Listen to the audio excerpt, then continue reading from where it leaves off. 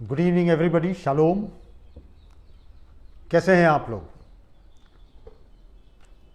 हम विश्वास करते हैं कि आप सब लोग अच्छे हैं, भले चंगे हैं, स्वस्थ हैं और खुश हैं अपने अपने परिवारों के साथ। क्षमा चाहूँगा, आज की जो नोटिफिकेशन है वो मैंने फेसबुक में भी और व्हाट्सएप में भी आप लोगों को दे नहीं पाया। आज दिन भर की व्यस्तता, कल दिन भर की बहुत ज़्यादा व्यस्तता रही और इसलिए संभव नहीं हो पाया कि मैं आपको नोटिस डाल दूं। पर मैं ऐसा विचार करता हूं कि जो सूचना मैं आपको देता हूं, आप उन सूचनाओं को ध्यान से देखते हैं। बुधवार को हम 6:30 बजे मिलते हैं और संडे को हम शाम को 6:30 बजे मिलते हैं। तो हमारी ये प्रक्रिया लगातार चलती रहती है। अगर आपको नोटिस ना भी मिले तो आप ध्यान दिया कीजिए कि हमको 6:30 बजे बुधवार को बाइबल स्टडी के लिए मिलना है और संडे को वर्शिप सर्विस के लिए मिलना है संध्या 6:30 बजे। तो इन बातों को आप याद रखिए। कुछ लोग फ़ोन करके अवश्य हम लोगों से पूछ रहे थे कि नोटिस नहीं गई है, पर नोटिस आती है तो भी आप अच्छी बात है, और नहीं भी आती है तो इन समयों को, जो डिसाइडेड टाइम है, उसको आप हमेशा याद रखिए। आज शाम की स्टडी के लिए हम आगे बढ़ेंगे, पर हम एक छोटी प्रार्थना करेंगे। और जब हम प्रार्थना करेंगे तो हम विशेष रूप से प्रार्थना करेंगे आयुष लाल के लिए, भज्जू भाई के बेटे के लिए, जो अपने एमडी की स्टडीज़ के लिए, मेडिकल की फर्दर स्टडीज़ के लिए सेलम जा रहे हैं और अपनी फर्दर स्टडीज़ एमबीबीएस के बाद की जो पोस्ट ग्रेजुएट स्टडीज़ है वो वहाँ पर करेंगे। उनके लिए भी आप सब लोग दुआ करते रहिए। मैं धन्यवाद देना मांगूंगा हमारे चर्च के जवान लोगों के लिए। ये सुंदर कार्ड जो कि फादर्स डे के उपलक्ष्य में उन लोगों ने मुझको दिया था, अपने सब जवानों को मैं धन्यवाद देना मांगता हूं, उनके प्रेम के लिए, उनकी मोहब्बत के लिए, उनके कंसर्न के लिए जो मेरे प्रति उनने दिखाई। आप सबों को धन्यवाद। परमेश्वर आप सबको आशीष दे। और जिस तरीके से आप मुझसे प्रेम करते हैं, अपने घर में भी मेरा विश्वास है अपने माँ पापा से उसी तरीके से प्रेम कीजिए, उनकी आज्ञा मानिए और परमेश्वर के डर और भय में चलने का प्रयास कीजिए। तो आइए हम थोड़ा सा समय प्रार्थना में व्यतीत करें और उसके बाद हम अपनी बाइबल स्टडी में आगे बढ़ेंगे। Let us pray. परमेश्वर, हम धन्यवाद देते हैं आज शाम के समय के लिए, इस समय के लिए जबकि हम बाइबल स्टडी के लिए जुड़े हैं और हम विशेष अध्ययन करते हैं इन 7 कलीसियाओं का, जिसके विषय में हम पढ़ते रहे। हमको समझ कम आता, परंतु प्रभु जी तेरे वचन के माध्यम से जो सिखाया गया, हम तेरा धन्यवाद मानते हैं।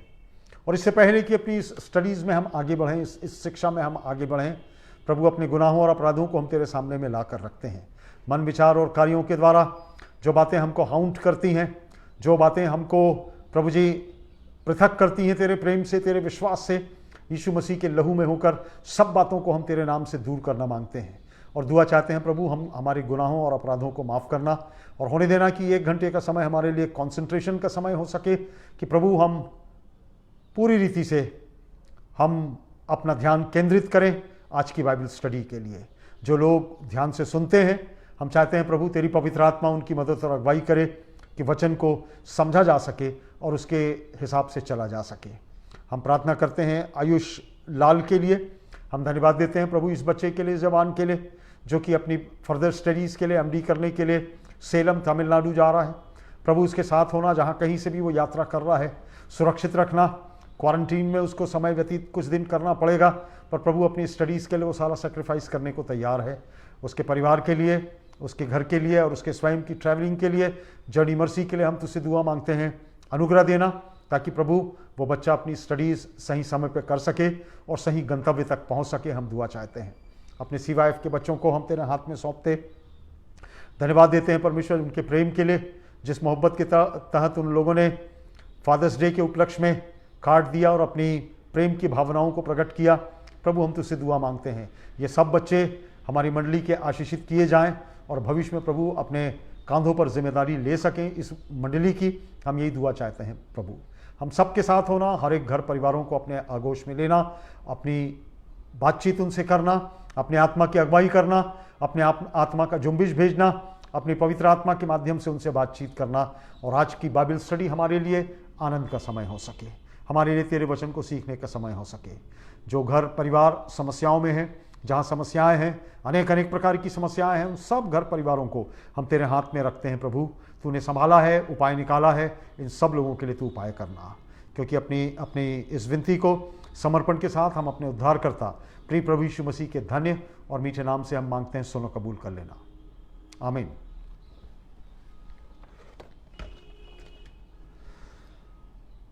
आज की बाइबल स्टडी में आप सबका स्वागत है। और जैसा आपको सर्वविदित है कि हमने अपनी प्रथम कलीसिया का अध्ययन प्रारंभ किया है और वो इफिसुस की कलीसिया है। कुछ पृष्ठभूमि हम लोगों ने देखी है इससे पहले कि हम अपने अध्ययन को प्रारंभ करें, और उसके बाद फिर हम इफिसुस की कलीसिया का अध्ययन पिछले हफ्ते से प्रारंभ किए हैं। आधा हो सका है, आधा आज खत्म हो जाएगा और इफिसुस की कलीसिया को आज हम अपने अध्ययन में समाप्त कर सकेंगे। तो आपको मैं फिर से थोड़ा सा याद दिला दूं कि इस अध्ययन को हम चर्चेस को जब देख रहे हैं तो इस सारे अध्ययन को हम कुछ विशेष टॉपिक के माध्यम से सीखना और समझना मांग रहे हैं। और मैंने आपको बताया था कि जब सातों चर्चों का अध्ययन हम करेंगे, जैसा इफिसुस का हम कर रहे हैं, तो हमने देखने का प्रयास किया है लिखने वाला, इन कलीसियाओं का पत्र लिखने वाला कौन है, ये चर्च कैसा चर्च है, कहाँ पर स्थापित है, उसकी पृष्ठभूमि क्या है, कौन उसका पास्टर रहा है, ये सब चीज़ें हमने देखा है। शहर, जिस शहर में ये स्थापित चर्च है इफिसुस, वो शहर किस प्रकार का है, उसकी सोशियो इकोनॉमिक जो परिस्थितियां हैं वो क्या है, उसका जो धार्मिक कॉन्टेक्स्ट है वहाँ का किस तरीके का है, ये सब चीज़ें हमने देखा है। हमने ये भी देखा इस टॉपिक में कि परमेश्वर कुछ प्रशंसा के विषय, सब कलीसियाओं के लिए कुछ ना कुछ प्रशंसा के विषय वो बोल रहा है। तो इस शहर के लिए, इस चर्च के लिए, इफिसुस चर्च के लिए परमेश्वर ने कौन सी प्रशंसा की बात कही है, हम उसको देखने का प्रयास करेंगे। फिर प्रभु यीशु मसीह ने कुछ आलोचनाएं भी की हैं, हर एक चर्चेस की प्रशंसा भी की है और आलोचनाएं भी की हैं, और उसके बाद उसने कुछ आज्ञा दी है उनको और अंत में कुछ सुझाव दिया है। तो इन्हीं टॉपिक के अंतर्गत जो 6-7 टॉपिक हैं, इन्हीं के अंतर्गत इन सातों कलीसियाओं का अध्ययन हम जारी रखेंगे। तो हमारे अध्ययन में हमने देख लिया था करस्पॉन्डेंस, पत्र का लिखने वाला कौन है। चर्च के विषय में हमने देखा था कि ये किस तरीके का चर्च है, और पौलुस के प्रचार का जो प्रारंभ हुआ था वहाँ हमने प्रेरितों के काम और उसके 19वें अध्याय में हमने देखा था। फिर हमने शहर के विषय में देखा था कि ये शहर किस प्रकार का है, जहाँ किस तरीके की बातें होती हैं, और इस इफिसुस जो शहर है उसकी महत्वपूर्णता क्यों है, हमने देखा था। व्यापार का केंद्र है और बंदरगाह है और बड़ा मंदिर है वहाँ पर, डायना का मंदिर है, और 4 रोड्स वहाँ से गुजरती हैं। ये सब चीज़ों को हमने देखा था। इफिसुस या डायना, इफिसुस के चर्च में जो डायना की आराधना होती थी, अर्तिमिस की जो देवी थी, जिसको वहाँ पर डायना कहा जाता था, यूनानी नाम, ग्रीक नाम डायना था उसका, तो उसकी आराधना किस प्रकार की होती है ये हमने देखा था। किस तरीके से ये बदमाशों की शरण स्थली थी, कैसा ये बैंक का काम करता था, मंदिर व्यापार का केंद्र था, और मंदिर की आराधना का जो कैरेक्टरिस्टिक्स था वो हम लोगों ने पिछले हफ्ते में देखा था। और अब चौथा बिंदु जो हम इस चर्च के विषय में देखेंगे और आज शाम को हम लोग समाप्त करेंगे, वो ये है कमेंडेशन, कि प्रशंसा के कुछ शब्द परमेश्वर इस कलीसिया के लिए कह रहा है। पद 2 को निकाल लें, प्रकाशित वाक्य उसका 2रा अध्याय और उसकी पहली आयत से लेकर और उसकी 7वीं आयत तक हम इफिसुस के चर्च को देख रहे हैं। तो आप निकाल कर रखिए, पेन और पेंसिल से अवश्य नोट करते जाइए। प्रभु कुछ प्रशंसा के शब्द इस कलीसिया के लिए बोल रहा है। 2रा अध्याय 2रा और 3रा पद मैं आपके लिए पढ़ देता हूं। मैं तेरे काम और तेरे परिश्रम और तेरे धीरज को जानता हूं, और यह भी कि तू बुरे लोगों को देख नहीं सकता, और जो अपने आप को प्रेरित कहते हैं और हैं नहीं, उन्हें तूने परख कर झूठा पाया। तू धीरज धरता है और मेरे नाम के लिए दुख उठाते उठाते थका नहीं है। ये दो जो वर्सेस हैं, 3रा और 4था जो पद है 2रे अध्याय का, वो प्रशंसा के शब्द हैं जो कलीसिया के लिए कहे जा रहे हैं, इस कलीसिया के लिए। अब मैंने आपको पिछले हफ्ते बताया था कि सामान्य प्रशंसा के जनरल कमेंडेशन जो प्रभु यीशु मसीह यूहन्ना के माध्यम से इस कलीसिया के कह रहा है, प्रशंसा के सामान्य शब्द कि मैं तेरे कामों को जानता हूं, आई नो दाई वर्क्स। यूहन्ना के द्वारा प्रभु यीशु मसीह कह रहे हैं कि मैं जानता हूं कि तुम लोगों ने बड़ा कार्य किया है, और तब प्रभु यीशु मसीह उन बड़े कार्यों को गिना रहे हैं।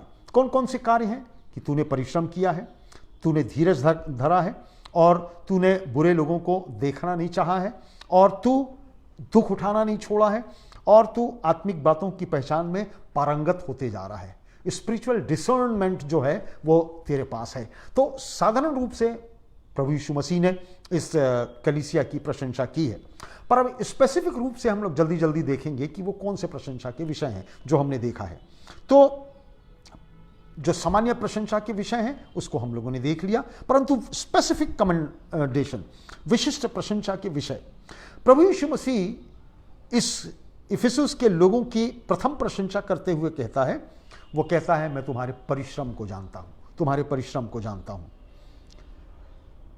आई नो दाय लेबर, तुम्हारा परिश्रम, तुम्हारी सेवकाई जो तुम के लिए कर रहे हो, परमेश्वर के लिए कर रहे हो, वह मैं तुमको जानता हूं।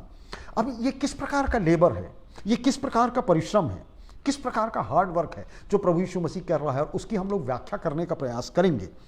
ये जो परिश्रम है जो प्रभु यीशु मसीह बोल रहा है, वो ये बोल रहा है, ये ऐसा परिश्रम है जो थकाकर चूर चूर कर देने वाला परिश्रम है।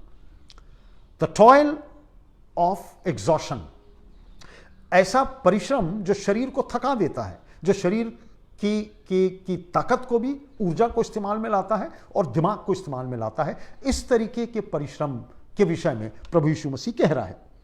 जो यूनानी शब्द, जो ग्रीक शब्द जो सर्विस के लिए आया है, उपयोग में लाया गया है, वो है कोपोस। प्रभु यीशु मसीह इफिसियों के विश्वासी की प्रशंसा में लिखते हुए कहते हैं कि परिश्रम और पसीना तुम लोगों ने परमेश्वर की सेवकाई के लिए बहाया है, जो कि प्रशंसनीय है। और इसलिए प्रभु यीशु मसीह कह रहा है कि मैं तुम्हारी प्रशंसा कर रहा हूं।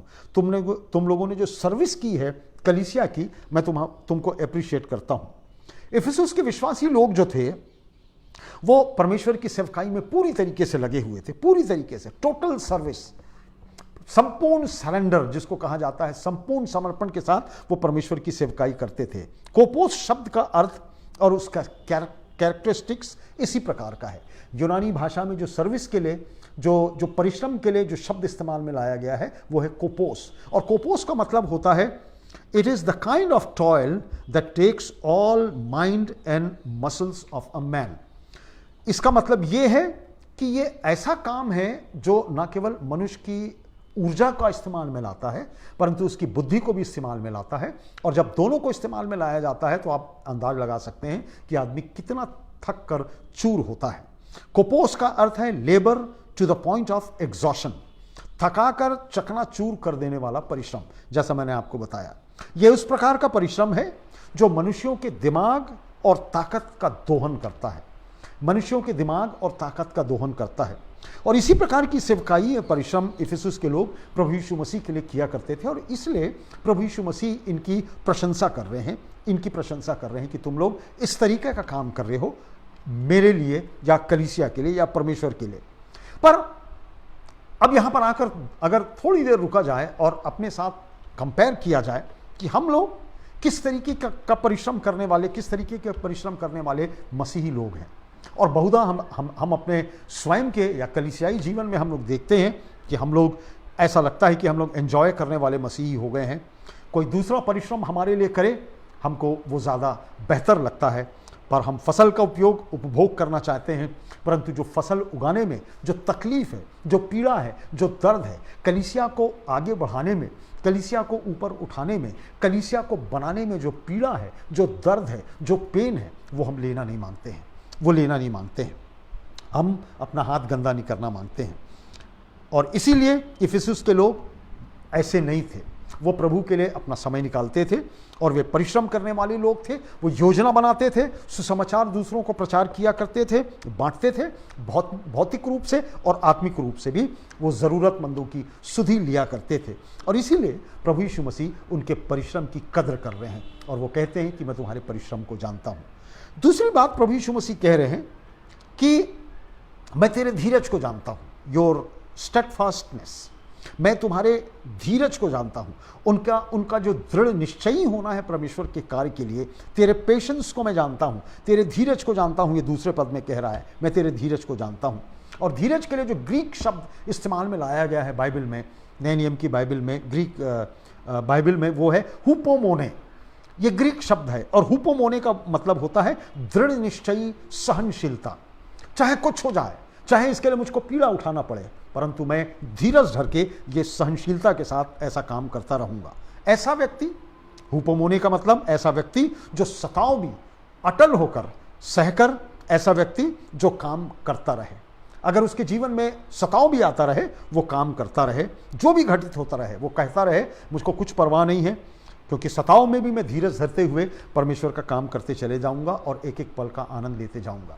यदि आप इतिहास को, बाइबल का इतिहास देखें और बाइबल के लोगों का इतिहास देखें तो आपको समझ में आएगा ये इसी प्रकार के लोग थे। तकलीफ में, बर्फ में फेंक दिए जाने के बावजूद, आग में डाल दिए जाने के बावजूद, खौलते कड़ाहे में डाल दिए जाने के बावजूद वो धीरज के साथ परमेश्वर का काम करते थे। और परमेश्वर इस कलीसिया के लिए यही कुछ कह रहा है, इफिसुस की कलीसिया के लिए, कि तुम्हारा धीरज बहुत दृढ़ निश्चयी पेशेंस है, तुम्हारा धीरज है, तुम इसीलिए मैं तुम्हारी प्रशंसा करता हूं। तो इफिसुस की कलीसिया अन्य जातियों के मध्य, आपको मालूम है सारे लोग अन्य जाति थे, मूर्ति पूजक लोग थे, उनके बीच में अपने विश्वास को वो धीरज के साथ थामे हुए थे और धीरज के साथ परमेश्वर का काम किया जाते थे। और इसीलिए परमेश्वर उनकी, प्रभु यीशु मसीह उनको अप्रिशिएट कर रहा है, उनकी प्रशंसा कर रहा है। तीसरी बात प्रभु यीशु मसीह उनसे कह रहा है प्रशंसा के विषय में, कि ये लोग बुराइयों के विरोध में अक्सर खड़े हो जाते थे। देयर सप्रेशन ऑफ ईविल, दूसरे पद में लिखा हुआ है, और यह भी कि तू बुरे लोगों को देख नहीं सकता, तू बुरे लोगों को देख नहीं सकता है। वो लोग बुरे लोगों को, अर्थात पापी लोगों को वो सहन नहीं कर सकते थे, और पाप यदि उनके बीच में आया तो वो स्पॉट आउट करते थे, उनको बाहर करते थे। और इसीलिए पाप के विषय में सचेत रहना न केवल उनको आवश्यक था, परंतु मुझको और आपको भी आवश्यक था। और इसलिए पाप के विषय में पौलुस कहता है पहला कुरिन्थियों 5 और 6 में, तुम्हारा घमंड करना अच्छा नहीं, क्या तुम नहीं जानते कि थोड़ा सा खमीर पूरे गुथे हुए आटे को खमीर कर देता है। सब कुछ बात हमारे जीवन में अच्छी है, पर कोई एक बात हमारे जीवन में खराब है जो परमेश्वर को नहीं प्रिय भाती है, वो पूरे आटे को वो खराब कर देगी, पूरे चरित्र को खराब कर देगी। और पौलुस इसीलिए इनकी प्रशंसा कर रहा है। इफिसियों और उसका 4 अध्याय और 27 आयत में, जब इफिसुस को छोड़कर पौलुस जा रहा था, आखिरी बार उसने अपनी कलीसिया से कहा था, इस कलीसिया से कहा था, शैतान को अवसर ना दो। जब पौलुस आखिरी बार इफिसुस को छोड़ रहा था, उसने विश्वासियों से कहा था। तो प्रभु यीशु मसीह लगातार इन विश्वासियों की और इस चर्च की प्रशंसा किए जा रहे हैं। प्रेरितों का काम 20, 28 और 29 में लिखा है, इसलिए अपनी और अपने पूरे झुंड की चौकसी करो, जिसको पवित्र आत्मा ने तुम्हें अध्यक्ष ठहराया है, कि तुम परमेश्वर की कलीसिया की रखवाली करो, जिसे उसने अपने लहू से मोल लिया है। मैं जानता हूं कि मेरे जाने के बाद फाड़ने वाले भेड़िए तुम में आएंगे, जो झुंड को ना छोड़ेंगे। कितना कंसर्न है प्रभु यीशु मसीह। और प्रेरितों के काम में लिखते हुए परमेश्वर का वचन मेरे और आपके पास आ रहा है, इसलिए पूरे झुंड की रखवाली करो।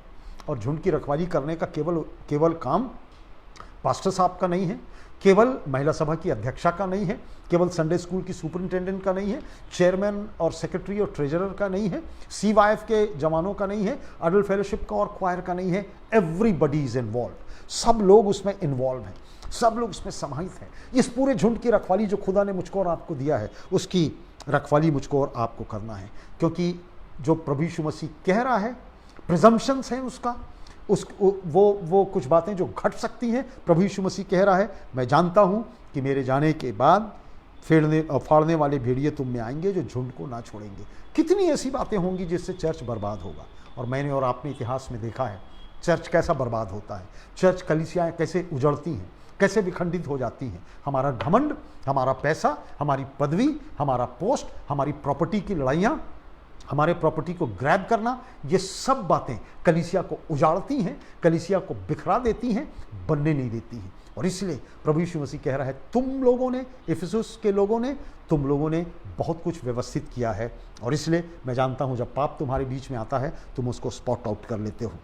तो हर एक पाप से और बुरी बातों से अपने आप को बचाने की जो कोशिश थी वो इफिसुस के विश्वासी किया करते थे।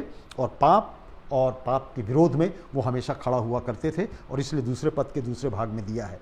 अगली प्रशंसा की बात जो वो कह रहा है प्रभु यीशु मसीह उनके लिए, वो ये कहता है देयर स्पिरिचुअल डिसर्नमेंट, मैं तुम्हारी आत्मिक पहचान की जो जानकारी तुम लोग कर लेते हो, मैं उसकी प्रशंसा करता हूं। अब इसका मतलब क्या है?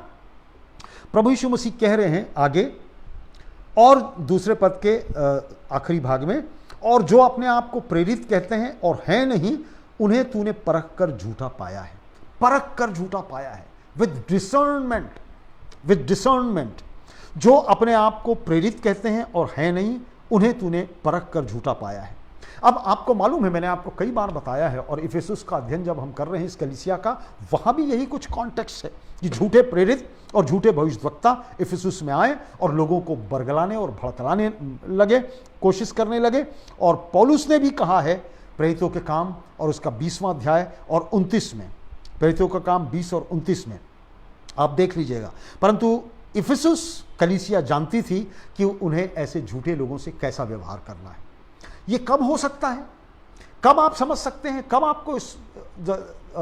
आपको आत्मिक पहचान की जानकारी होगी? जब आप परमेश्वर के साथ संगति में होंगे, जब पवित्र आत्मा आपकी मदद और अगुवाई करेगी, जब आप वचन को सीखने और समझने लगेंगे, जब परमेश्वर की इच्छा के अनुसार आप चलेंगे, तो परमेश्वर आपको अच्छे और बुरे के संबंध में ज्ञान देगा अपनी आत्मा के द्वारा, अपने वचन के माध्यम से द्वारा। तो इसका मतलब ये है, ये लोग परिपक्व थे, वचन को पढ़ते थे, जानते थे, और जो झूठी और गलत डॉक्ट्रिन इनके बीच में आया करती थी, वो परख कर जानते थे कि ये गलत है और ये सही है। इसलिए जानते थे क्योंकि वो वचन को पढ़ा करते थे, वचन को पढ़ा करते थे, इसलिए गलत डॉक्ट्रिन को वो समझा करते थे। इन झूठे प्रेरितों के विरोध में खड़े होने का मतलब था कि सच्चाई की पूरी जानकारी आपको होना आवश्यक है, और मेरे और आपके लिए भी बहुत आवश्यक है। आज के वर्तमान युग में भी, उस समय में जैसे झूठे शिक्षक और झूठी भविष्यवाणियां और झूठे प्रचारक और ना मालूम किस तरीके के प्रचारक थे, अभी भी हमारे बीच में हैं। और झूठे प्रेरितों के विरोध में खड़े होने का मतलब ये था कि सच्चाई की पूरी जानकारी वचन की गहराई के अध्ययन के माध्यम से आपको हो, परमेश्वर के प्रति समर्पण हो, तो आप सच्ची और झूठी बातों को जान सकते हैं। यदि एक विश्वासी परमेश्वर की ज्ञान की बातों में बढ़ा है, परमेश्वर की संगति में बढ़ा है, तो वो किसी भी प्रकार से अन्य झूठी शिक्षाओं को परमेश्वर की वचन की रोशनी में तौल सकता है।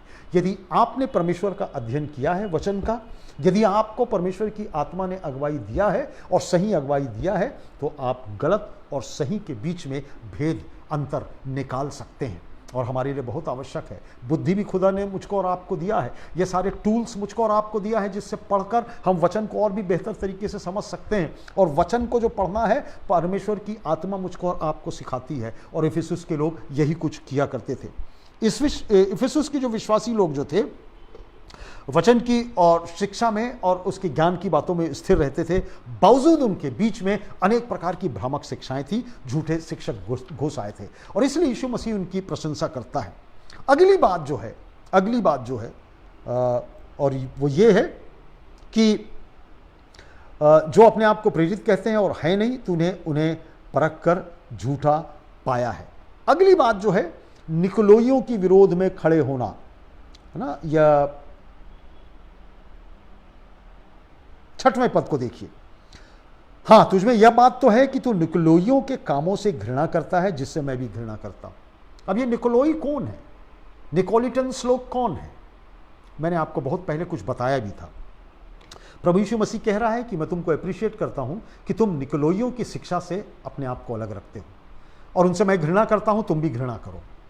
और आज शाम के समय में यदि मैं बहुत ढेर सारी बातों को आपको खोल कर बता दूं कि ये गलत है और ये सही है, तो बड़ा बवाल आ जाएगा। पर मैं आपसे केवल ये कहना मांगता हूं कि परमेश्वर के वचन को आत्मा की अगुवाई में पढ़िए, आपको समझ में आएगा कि कौन सी डॉक्ट्रिन गलत है और कौन सी डॉक्ट्रिन सही है।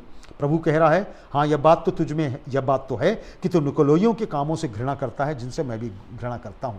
अब ये निकोलोई लोग कौन थे, और निकोलोइयों का स्वभाव चरित्र चित्रण क्या था, उनका कैरेक्टरिस्टिक्स क्या था?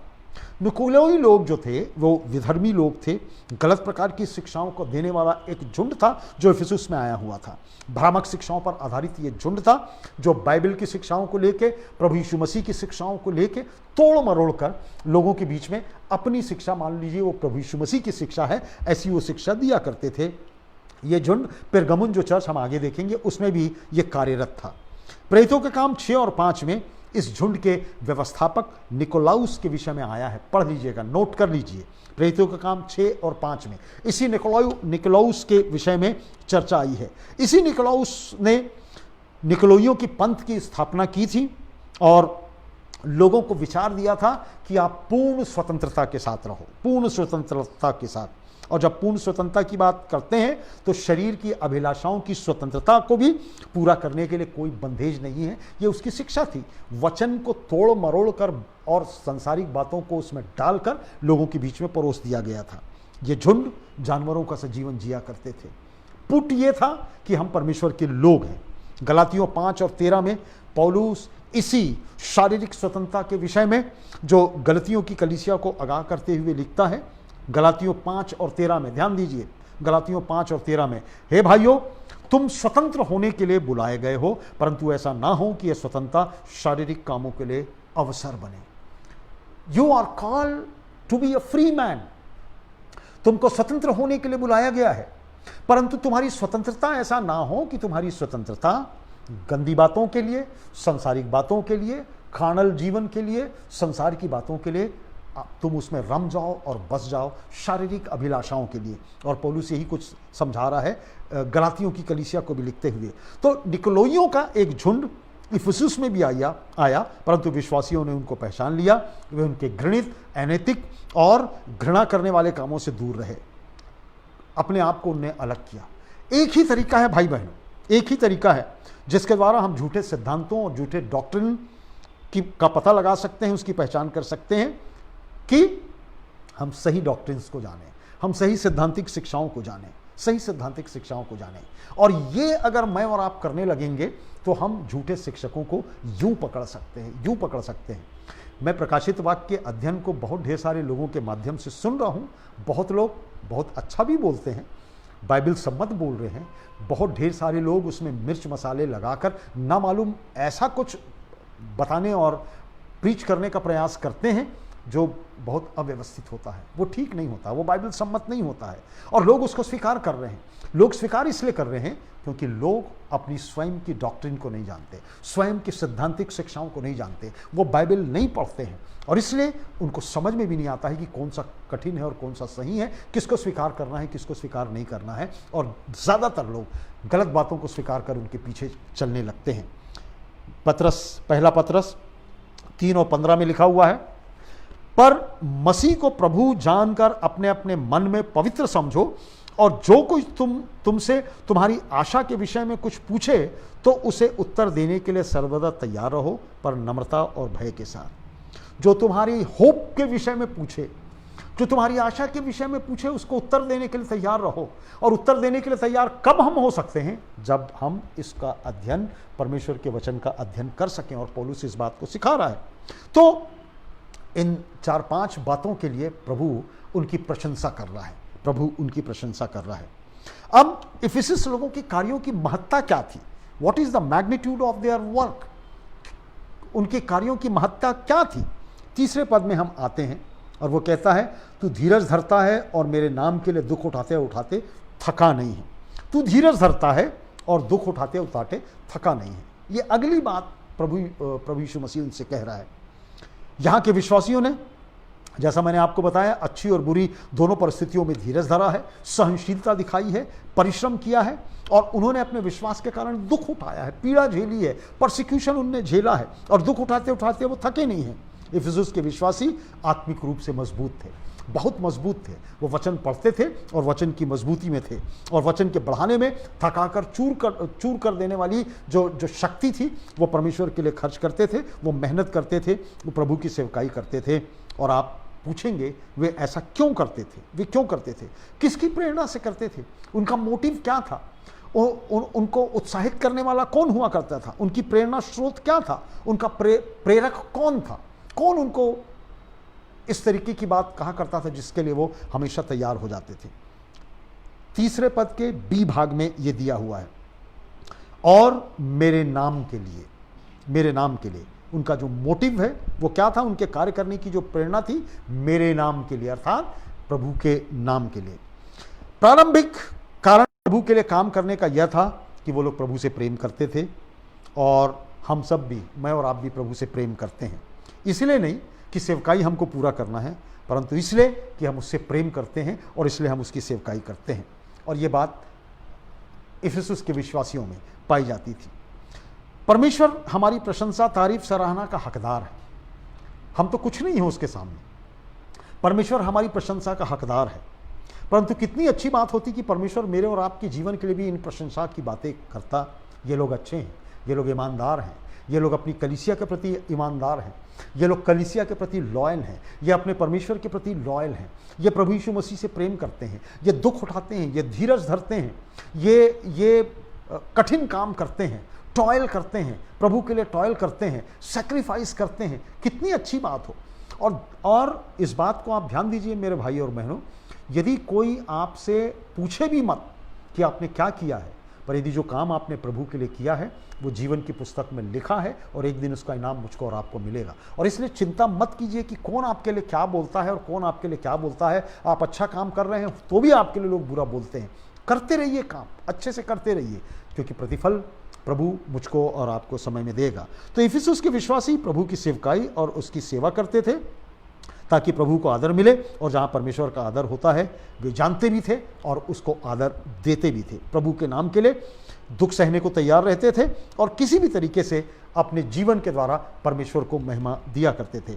तो प्रभु यीशु मसीह ने इस कलीसिया के लिए 5 प्रशंसा की बातें लिखी हैं। 5 कि प्रभु के लिए उनका धीरज, जो पेशेंस था वो, प्रभु के लिए उनकी बुराइयों के विरोध में खड़ा होना, प्रभु के लिए आत्मिक पहचान की जानकारी, स्पिरिचुअल डिसर्नमेंट, प्रभु के भ्रामक शिक्षाओं को देने वाले निकोलोइयों के या भ्रामक शिक्षाओं के और शिक्षकों के विरुद्ध में खड़ा होना, उनका परिश्रम, उनका धीरज, बुराइयों के लिए खड़ा होना, आत्मिक पहचान की जानकारी में तत्पर रहना, और प्रभु के लिए भ्रामक शिक्षाओं को देने वाले जो भी प्रचारक आते थे, वो अभी निकोलाई हैं और भी कई आते थे, उनके विरोध में खड़ा होना। ये प्रशंसा की बातें प्रभु ने इस कलीसिया के लिए कही थी। अब ये 5 प्रशंसा की बातों को जो आज शाम के समय मैंने आपको इस कलीसिया के विषय में बताया है, आपका इंप्रेशन क्या है इस कलीसिया के लिए? आपका इंप्रेशन जो मैं विचार करता हूं आज शाम को बैठे वो ये होगा, फैंटास्टिक, गजब की कलीसिया थी, बहुत अच्छी कलीसिया होगी, और उसके विषय में आपका इंप्रेशन बहुत ऊपर हो जाता होगा। परंतु प्रभु यीशु मसीह ने इन प्रशंसा के विषयों के बाद कुछ आलोचना भी इस कलीसिया की है, और आइए आलोचना को भी हम देखने का प्रयास करें। इतना सब कुछ होने के बाद कौन से आलोचना के विषय हैं जो इस कलीसिया के लिए किए गए हैं। और भाइयों बहनों, इस बात को याद रखिए, हम न केवल एक इंडिविजुअल कलीसिया का अध्ययन कर रहे हैं, परंतु जब इंडिविजुअल एक व्यक्तिगत कलीसिया का हम अध्ययन कर रहे हैं, एक अलग कलीसिया का हम अध्ययन कर रहे हैं, तो अपने स्वयं के जीवन का भी मैं और आप अध्ययन कर रहे हैं। याद रखिए, इन 5-6 बिंदुओं में, जिनमें प्रशंसा भी है, जिसमें कमेंडेशन भी है, जिसमें आलोचनाएं भी हैं, जिसमें सुझाव भी है, और कई प्रकार की बातें हैं, ना केवल उन कलीसियाओं के लिए है परंतु मेरे और आपके जीवन के लिए भी है। तो मेरा और आपका इंप्रेशन आज शाम के समय में ये है, इफिसुस की कलीसिया फैंटास्टिक कलीसिया थी, बहुत जबरदस्त कलीसिया थी।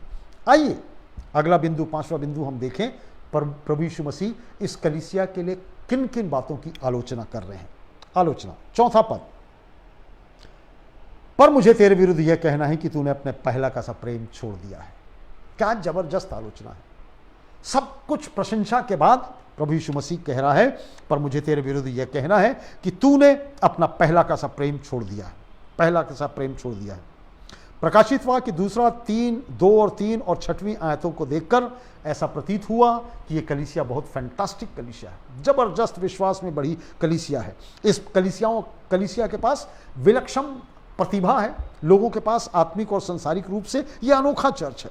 यह कलीसिया साउंड डॉक्ट्रिन को मानने वाली कलीसिया है, सही बिब्लिकल सिद्धांतों पर चलने वाली आधारित कलीसिया है। इसकी जड़ें प्रभु यीशु मसीह में गहरी बैठी हुई है, मजबूत है, और वे जानते हैं और विश्वास भी कर रहे हैं कि ये लोग प्रभु यीशु मसीह से प्रेम करने वाले लोग हैं, प्रेम करने वाले लोग हैं। वो जानते थे कि वो पाप को स्पॉट आउट कर लेते हैं और पाप को अपने जीवन से दूर कर देते हैं।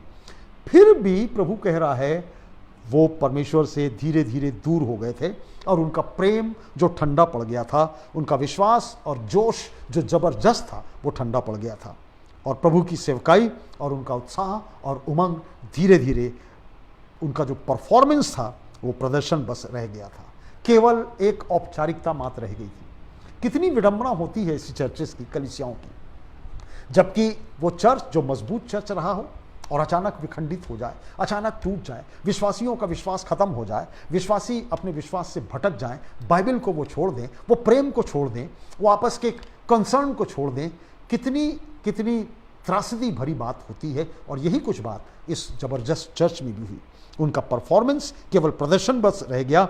उन्होंने प्रथम प्रेम की गर्माहट को छोड़ दिया और मैकेनिकल हो गए, मशीनीकृत विश्वासी हो गए। चर्च जाना है, दान देना है, दान से कुछ काम करवाना है और बाकी सब कुछ ठीक। कितनी त्रासदी थी, एक विडंबना थी उस चर्च के लिए। एक विश्वासी झुंड के विश्वास का कारुणिक अंत था, एक दुखांत था। एक अच्छा चर्च जिसका अंत त्रासदी में हो गया, विश्वासी झुंड के विश्वास का एक त्रासदीपूर्ण अंत, ट्रैजिक एंड इस कलीसिया का हो गया। और प्रभु यीशु मसीह उनकी आलोचनाएं कह रहे हैं। अब खुदा यहां से कह रहा है, तेरे विरुद्ध यह कहना है कि तूने अपना पहला का सा प्रेम छोड़ दिया है।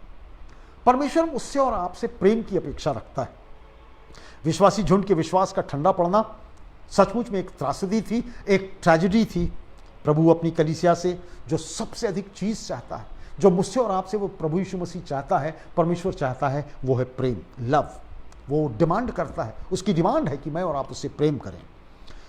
यूहन्ना रचित सुसमाचार उसका 21वां अध्याय और 15 से 17 आयत में वो पतरस से बातचीत कर रहा है। उसको आप घर में जरूर पढ़ लीजिएगा, कई बार हम लोग पढ़ते रहते हैं। जहां पर वो पतरस से लगातार बात कर रहा है। उसने कहा, मेरे मेमनों को चरा। क्या तू मुझसे प्रेम करता है? मेरे मेमनों को चरा। फिर तू क्या मुझसे प्रीति रखता है? प्रभु यीशु मसीह का ने कहा, मेरी भेड़ों की रखवाली कर। और तब वो कहता है,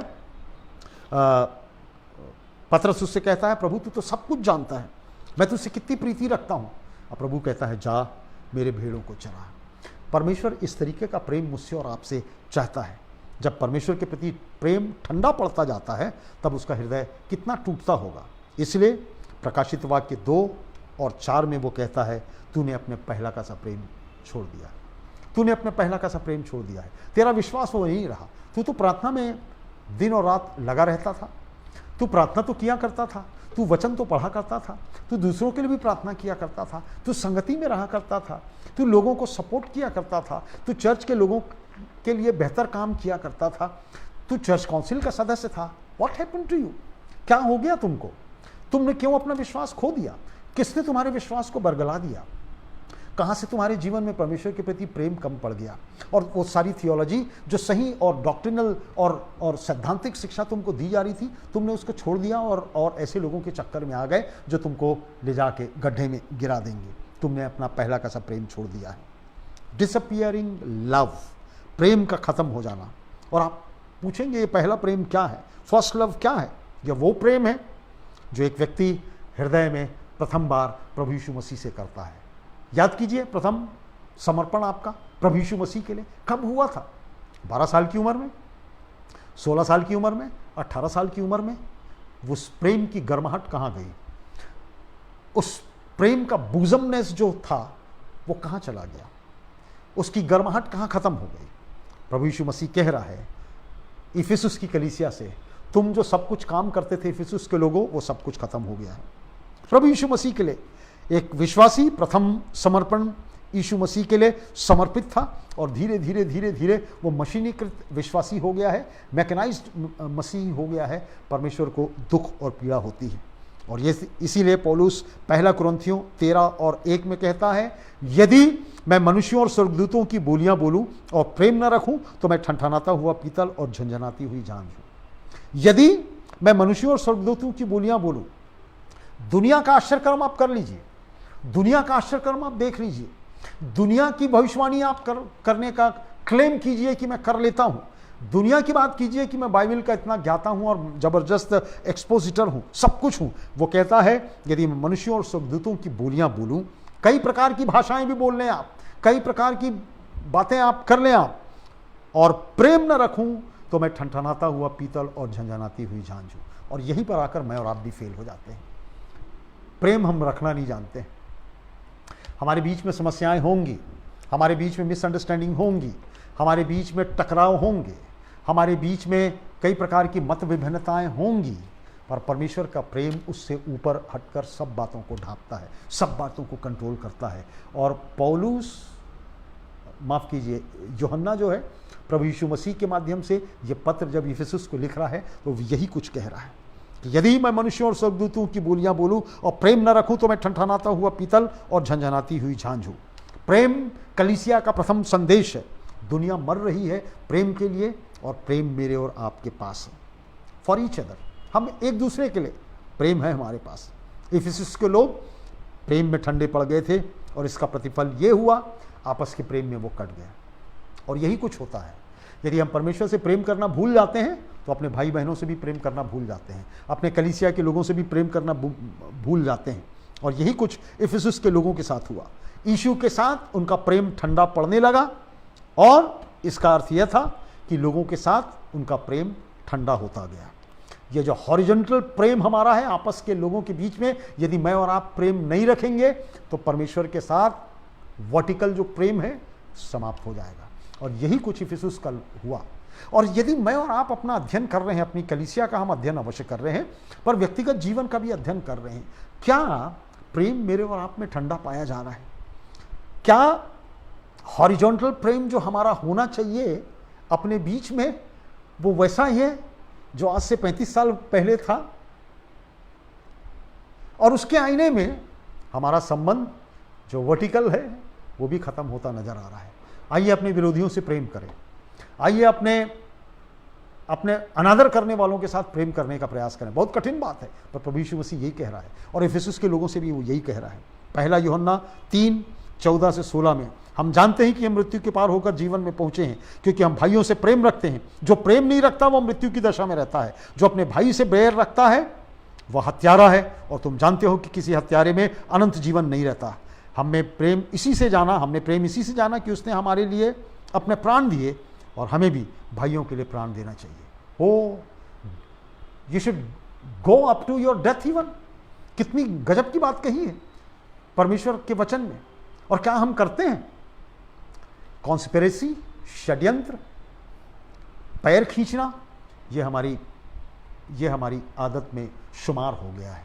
प्रभु कहता है अपने विरोधियों से प्रेम करो, और यहां तक प्रेम करो कि यदि तुम्हारी जान चली जाए तब तक उससे प्रेम करते रहो।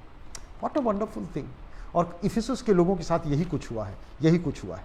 और आखिरी बात प्रभु इनसे कह रहा है, इस कलीसिया के लोगों से कुछ कमांड कर रहा है, कुछ आज्ञा दे रहा है प्रभु यीशु मसीह इस कलीसिया के लोगों को। 5वां पद में आपके लिए पढ़ देता हूं। इसीलिए स्मरण कर कि तू कहां से गिरा है, और मन फिरा और पहले के समान काम कर। यदि तू मन न फिराएगा तो मैं तेरे पास आकर तेरी दीवट को उसके स्थान से हटा दूंगा। अब प्रेम का खत्म हो जाना, उसका प्रतिफल क्या है? यीशु मसीह कहते हैं अपना पहला का सब प्रेम छोड़ देने का अर्थ यह है विनाश के रास्ते पर एक कदम आगे बढ़ जाओ। तुमने परमेश्वर से प्रेम छोड़ दिया है, तो स्वाभाविक है कि तुम अपने घर वालों से भी प्रेम नहीं करोगे। स्वाभाविक है कि तुम अपनी चर्च के लोगों से भी प्रेम नहीं करोगे। स्वाभाविक है कि तुम अपने आसपास रहने वालों से भी प्रेम नहीं करोगे। इसका मतलब यह है कि इफिसुस के सभी विश्वासियों ने उद्धार खो दिया था। क्या यह मतलब है? नहीं। इसका मतलब ये नहीं कि उनने उद्धार खो दिया था, उनने अपनी गवाही खो दी थी, उनने अपना विटनेस खो दिया था, उनने अपनी गवाही खो दी थी।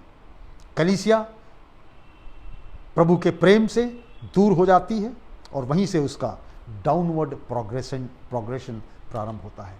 जब परमेश्वर से प्रेम से कलीसिया दूर होती है, उसका टूटना और उसका गिरना, उसकी चमक, उसका नीचे की ओर अग्रसर होना, डाउनवर्ड प्रोग्रेशन प्रारंभ होता है। उसकी चमक खो जाती है।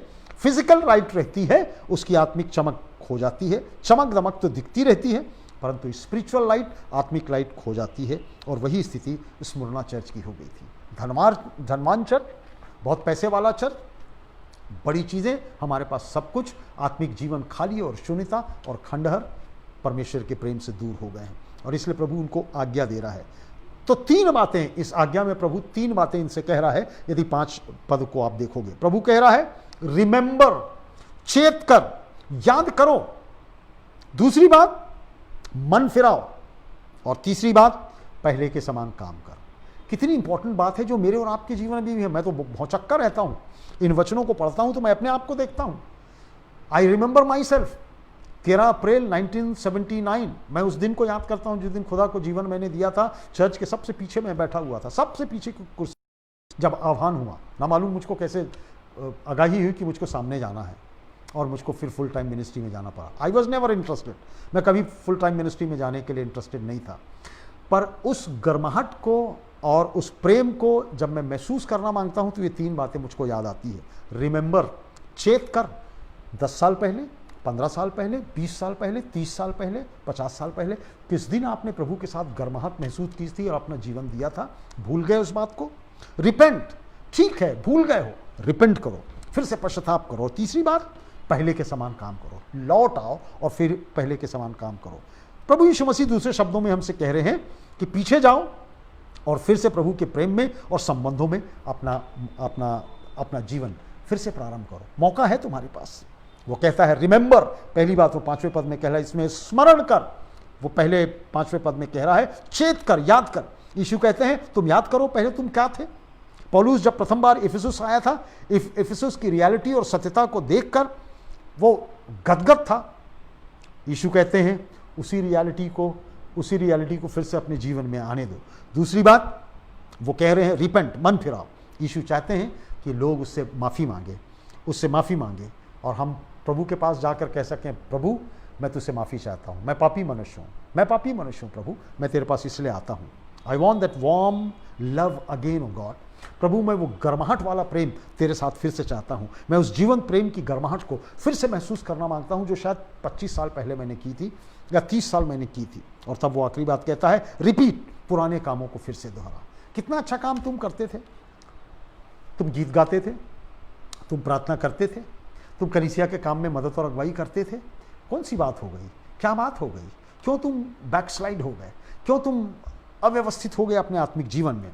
रिमेंबर, रिपीट, रिपेंट, चेत कर, याद करो, मन फिराओ, पश्चाताप करो, पहले के से काम फिर से दोहराओ, पुराने कामों को दोहराना। इफिसुस के लोगों को प्रारंभ में जो काम वो करते थे फिर से उस काम में जाना है, परमेश्वर की वचन की गहराई में, प्रार्थना में, प्रभु को दूसरों को बांटने में, संगति में, अपने आप को मजबूत करने में। और तब प्रभु यीशु मसीह कह रहे हैं 5वें पद में, बहुत इंटरेस्टिंग बात दी गई है, यदि तू मन न फिराएगा तो मैं तेरे पास आकर तेरी दीवट को उसके स्थान से हटा दूंगा। अब पहले अध्याय में हमने देखा था कि जो दीवट, 7 दीवटों के बीच में प्रभु यीशु मसीह घूम रहा है ऐश्वर्यमय रूप में, वो 7 दीवट 7 कलीसियाएं हैं और 7 कलीसियाएं रिप्रेजेंट करती हैं दुनिया की सब कलीसियाओं को, क्योंकि 7 का नंबर टोटलिटी का नंबर है, कंप्लीशन का नंबर है, परिपूर्णता का नंबर है। और प्रभु यीशु मसीह पूरी कलीसियाओं से बातचीत कर रहा है। और इस कलीसिया से, इफिसुस से प्रभु यीशु मसीह कह रहा है, वो कहते हैं यदि तू उपरोक्त बातों को नहीं करेगा इफिसुस के लोगों, तो जो तेरी दीवट की रोशनी है मैं उसको हटा दूंगा। यदि तुम पश्चाताप ना करोगे, यदि ये चर्च ठंडा है, यदि ये चर्च मृतक है, यदि ये चर्च ठंडा है तो अवश्य मृतक बन जाने वाला है। क्योंकि मृतक चर्च परमेश्वर के कुछ काम का नहीं, वो दीवट को हटा देगा। आपको लिंक जो मैंने भेजा था इफिसुस चर्च का, आप देखिए उसके खंडहरों को, उस चर्च के खंडहर को देखिए, उन आर्चेस को देखिए जो वहाँ पर दिए हुए हैं, किस खंडहर में वो चर्च पड़ा हुआ है। आज इफिसुस का शहर है और भव्य शहर है, कलीसिया नहीं। कलीसिया खत्म हो गई है, रोशनी खत्म हो गई, दीवट हटा दिया गया है, क्योंकि उन्होंने पहला का सा प्रेम छोड़ दिया था। And this could happen to me on you also. ये बात मेरे और आपके साथ हो सकती है। घमंड कभी ना करें, भय और आप घमंड ना करें, परमेश्वर के प्रेम में मजबूत बने रहें। क्या पता परमेश्वर मेरे और आपकी दीवट को हमारे स्थान से हटा दे। पादरी बड़े अपने आप को बहुत ऊंचा पूरा कहते हो, आप बड़े आपको 30 मार खान समझते हो। The day will come you will not be seen in the scenario. तुम दृश्यावली में भी नहीं रहोगे। और हम सब के लिए भी यही संदेश है, मैं तुम्हारी दीवट को हटा दूंगा यदि तुम मन नहीं फिराओगे। आज इफिसुस का शहर है, कलीसिया गायब है। और आखिरी बात 5 मिनट में बता के मैं समाप्त कर रहा हूं। प्रभु यीशु मसीह इन तमाम बातों के बाद, यूहन्ना के माध्यम से लिखने के बाद, इस कलीसिया को कुछ सुझाव दे रहे हैं। 7वां पद ध्यान से देखिए, जिसके कान हो वह सुन ले कि आत्मा कलीसियाओं से क्या कहता है। जो जय पाए मैं उसे जीवन के पेड़ में से जो परमेश्वर के स्वर्गलोक में है फल खाने को दूंगा। फिर भी खुदा के दिल में कहीं प्रेम है मेरे और आपके लिए, फिर भी परमेश्वर के हृदय में मेरे और आपके लिए कहीं मोहब्बत है जिसके माध्यम से वो हमारे लिए कंसर्न रखता है और इसीलिए लिख रहा है इस सुझाव के माध्यम से, जिसके कान हो, 7वां ए, जिसके कान हो वो सुन ले कि आत्मा कलीसियाओं से क्या कहता है। ऐसा लग रहा है प्रभु यीशु मसीह बाहर खड़े हुए कलीसिया के लोगों से बातचीत कर रहे हैं और उनको रिक्वेस्ट कर रहे हैं, आग्रह कर रहे हैं सभी कलीसियाओं के लोगों से कि वो उनकी वो सुने, क्योंकि ये बातें यीशु मसीह कह रहे हैं और जब यीशु मसीह कह रहे हैं तो ये बात उनके लिए सुनना अवश्य है। और तब वो कहते हैं जो जय पाए मैं उसको जीवन के पेड़ में से जो परमेश्वर के स्वर्गलोक में है फल खाने दूंगा। प्रभु यीशु मसीह कह रहे हैं किसी समय में तुम चर्च जाया करते थे, किसी समय में तुम गर्माहट से भरे हुए सदस्य थे, तुम बहुत जबरदस्त एक्टिव सदस्य थे और अब तुम ठंडे हो गए। परमेश्वर की देह फिर भी ये मेरी देह है। प्रभु यीशु मसीह कह रहे हैं फिर भी ये मेरी देह है। अपनी पुरानी गलतियों को छोड़कर ऊपर आओ, फिर से आओ, सामने आओ। और वे कौन हैं जो उसके पीछे चलने वाले लोग हैं? जो पीछे हो गए हैं। ये एक समय यीशु मसीह के साथ चलते थे। प्रभु यीशु मसीह कहता है चेत करो, वापस आओ, रिपेंट करो, मैं तुमको फिर से गले लगाऊंगा और तुमको इनाम अवश्य दूंगा। और प्रभु कह रहा है फिर भी इन लोगों से, तुम ठंडे हो गए हो, तुम चर्च आना बंद कर दिए हो, तुम दान देना बंद कर दिए हो, तुम प्रार्थना करना बंद कर दिए हो, तुम बाइबल पढ़ना बंद कर दिए हो, तुम कलीसिया के लिए काम करना बंद कर दिए हो, तुम कलीसिया में एक्टिव नहीं हो, फिर से आ जाओ, प्रभु के पास आ जाओ। किसी व्यक्ति की सेवकाई मत करो, प्रभु की सेवकाई करो, यीशु मसीह की सेवकाई करो और प्रभु यीशु मसीह तुमको ओवरकमर बनाएगा। Be an overcomer. अपनी पुरानी गलतियों को छोड़कर आओ। और ये जो ओवरकमर लोग कौन है, जो जय पाए हुए लोग कौन है? प्रभु यीशु मसीह इस कलीसिया से फिर भी कह रहा है, इनकी तमाम गलतियों और तमाम पापों के बावजूद इनसे कह रहा है तुम फिर से ओवरकम हो सकते हो, फिर से जय प्राप्त कर सकते हो। और ये जय प्राप्त करने वाले लोग कौन हैं? पहला यूहन्ना उसका 5वां अध्याय और उसकी 5वीं आयत मैं आपके लिए पढ़ दूंगा। संसार पर जय पाने वाला कौन है? क्वेश्चन मार्क है। केवल वह जिसका यह विश्वास है कि यीशु परमेश्वर का पुत्र है। दिल से मुझको और आपको विश्वास करना है कि वो परमेश्वर का पुत्र है। He is son of God. वो परमेश्वर का पुत्र है, वो मेरे जीवन का उद्धार करता है, उसने मेरे घर परिवार में आशीष दी है। मैं आज जो कुछ हूं उस परमेश्वर के कारण हूं, उससे प्रार्थना करने के कारण हूं, उसके वचन को पढ़ने के कारण हूं। मेरे को भव्य आशीष परमेश्वर ने दिया है, संसारिक आशीष और आत्मिक आशीष भी परमेश्वर ने दिया है। एक समय था मैं पापी था, मैं परमेश्वर के साथ संगति में था, मैंने अपने पाप और अपराध के कारण परमेश्वर से मैं दूर हो गया, मैं अपने विश्वास में ठंडा हो गया। जब मैं पश्चाताप किया, मैं अपने जीवन में चेत लगाया, मैं अपने जीवन में लौट कर आया, परमेश्वर ने मुझको फिर से गर्माहट दी है। और इसलिए परमेश्वर कह रहा है ओवरकमर आप बन सकते हो, जय पाने वाले बन सकते हो। और जय पाने वाला कौन है? केवल वह जिसका विश्वास है कि यीशु परमेश्वर का पुत्र है। दिल की गहराई से यदि यीशु परमेश्वर का पुत्र है, जो मैंने और आपने विश्वास किया है, तो मैं और आप भटकने वाले नहीं हैं। क्योंकि एक विश्वासी या विश्वास करता है यीशु ही परमेश्वर का पुत्र है और जगत का उद्धार करता है, और वही ओवरकमर है, जय पाने वाला। उस जय पाने वाले को बेनिफिट, कुछ लाभ परमेश्वर ने दिया है, कुछ लाभ दिया है कि फिर से आ जाओ। कुछ लाभ तो है तुम्हारे पास। मैं तुमको जिसके कान हो कलीसियाओं से क्या कहता है, मैं उसे उस जीवन के पेड़ में से जो परमेश्वर के स्वर्ग में है फल खाने को दूंगा। जबरदस्त इनाम हमको मिलने वाला है। और यही लाभ मसीह बता रहे हैं, जो जय पाए उसके जीवन, जो जीवन के पेड़ है जो स्वर्ग में है, उसको फल खाने के लिए दूंगा। प्रकाशित वाक्य उसका 22वां अध्याय उसकी 2री आयत। प्रकाशित वाक्य 22 और 2, ध्यान दीजिए, ये जीवन के फल से मुझको और आपको भी मिलने वाला है, जो विश्वास करे कि प्रभु यीशु मसीह ही परमेश्वर का पुत्र और मेरे जीवन का उद्धार करता है। 22 और 2, प्रकाशित वाक्य 22 और 2। और नदी के इस पार और उस पार जीवन का पेड़ था, उसमें 12 प्रकार के फल लगते थे और वह हर महीने फलता था, और उस पेड़ के पत्तों से जाति जाति के लोग चंगे होते थे। See this is the reward for overcomers. यही इनाम जो है वो पश्चातापी लोगों को मिलने वाला है कि जीवन के पेड़ में से मैं तुमको दूंगा। और ये जीवन का पेड़ हर प्रकार की समस्याओं का समाधान मेरे और आपके लिए है, आने वाले जीवन के लिए। और यही प्रतिज्ञा जय पाने वालों के लिए पद 7 में प्रभु यीशु मसीह प्रदर्शित कर रहा है। और यही तो ये चर्च है, इफिसुस का चर्च। तो कंक्लूजन जो है हमारा वो है कि इफिसुस की कलीसिया को लिखते हुए प्रभु कह रहे हैं, यदि तुमने पहला का सा प्रेम छोड़ दिया है, इफिसुस के लोगों, याद करो वो पहले क्या था, वो किस तरीके का प्रेम था। पश्चाताप करो और लौट के आ जाओ। Remember, repeat, repent. Remember, repent and repeat. यदि आप आज जहां कहीं भी हैं, कलीसिया में बैठकर प्रभु की देह के अंग नहीं हैं,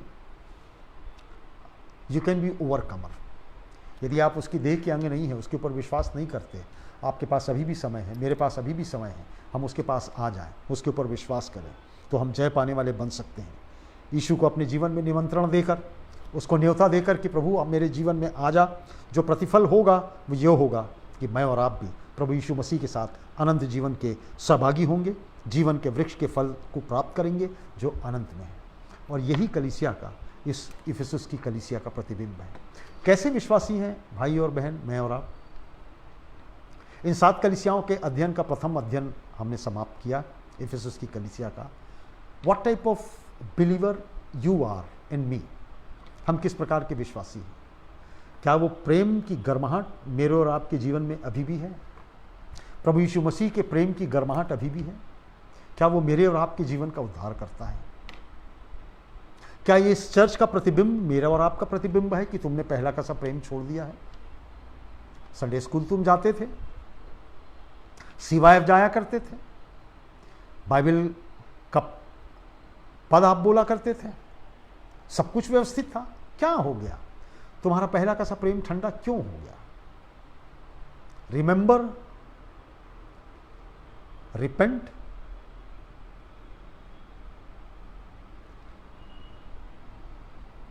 मुझको और आपको याद रखना है, मुझको और आपको अपने आप को याद दिलाना है किन परिस्थितियों में है मैं और आप। और ये चर्च इसी बात को याद दिला रहा है। तो इस चर्च का अध्ययन हमने किया, इफिसुस चर्च का, जो मुझको और आपको बता रहा था कि ये प्रेम करने वाला चर्च था, प्रेम उसका ठंडा हो गया। प्रभु फिर भी उनको एक रेमेडी दे रहा है। यदि तू लौट कर मेरे पास आए, यदि तू लौट कर मेरे पास आए, यदि तू जय पाए, यदि तू ओवरकमर हो जाए, यदि तू पश्चाताप कर ले, मैं उसे जीवन के पेड़ में से जो परमेश्वर के स्वर्गलोक में है फल खाने को दूंगा।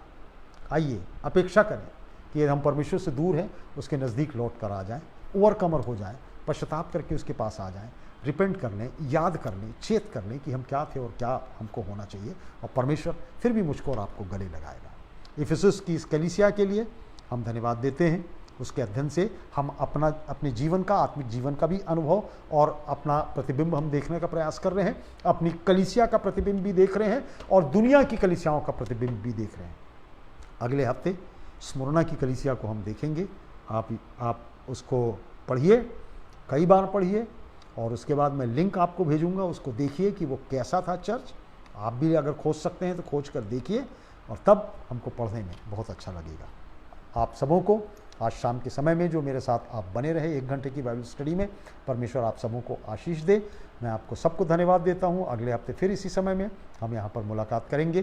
कुछ बरसात की वजह से कुछ कई बार ऐसा होता है, लिंक ख़राब होता है, इंटरनेट गड़बड़ चलता है और बराबर लिंक मिल नहीं पाता है। पिछले हफ्ते संडे के अध्ययन में हमने देखा कि बहुत अच्छा जो टेलीकास्ट था वो हो नहीं रहा था। ये बातें होती रहती हैं, पर आइए इन सब बातों से ऊपर उठकर हम परमेश्वर की संगति में बराबर बने रहें। आप सबों को धन्यवाद एक बार फिर से। Shalom, good night everybody, till we meet again, good bye.